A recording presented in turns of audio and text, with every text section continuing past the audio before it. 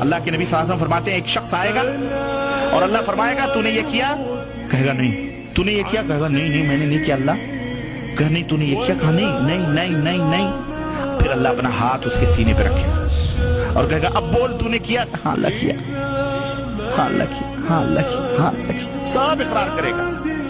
اس کا نام اعمال ترازو پہ رکھا جائے گا.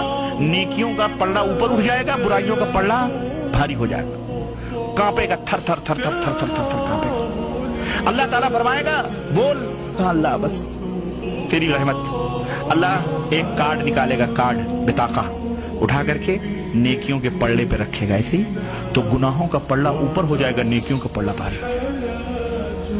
اب وہ کہے گا اللہ میں تو جہنم میں جا رہا تھا, اے پاک پروردگار یہ کیا ہے, یہ کاغذ کا ٹکڑا کیا ہے جو تو نے اس ترازو پہ رکھا؟